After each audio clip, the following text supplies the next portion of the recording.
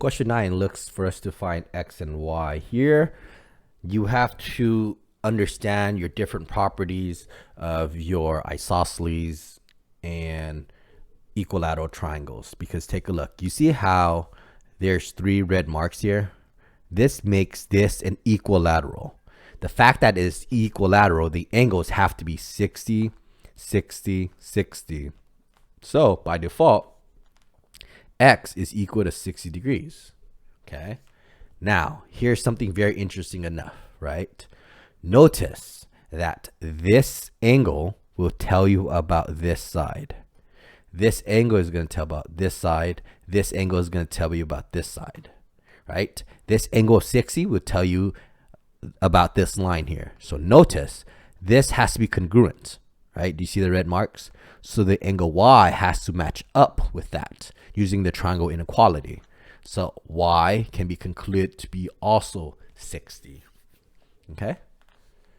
All right, there you go. So 60 right here. All right, let's look at this. Well, we know that here it's 75 and the x is a base of this isosceles. So this is also x because you see how it's an isosceles. So we can set up the equation. X plus 75 has to add up to 180. This is 2x plus 75 is equal up to 180. Subtract 75 to both sides. You get 2x is equal to 180 minus 75, 105. Divide by 2, divide by 2. Cancels. X is equal to 105 divided by 2. This is 52.5. So this is 52.5. This is 52.5. This is 52.5. This is also x, so this is also 52.5. Therefore, since these are the same, notice, do you see how this is 75? That means y has to be 75. Okay? There you go. Right? C. Well, we know if this is 40, using linear pair, we can get this. Okay? This question mark, because 140 plus that question mark has to be equal up to 180, because again, it forms a line. It is a linear pair. Take a look. You see how it's a straight line here?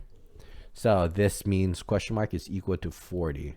If this is 40, do you see how these are equilaterals? So this is also 40. That means the 40 plus the 40 plus the x triangle sum is equal to 180 using triangle sum here.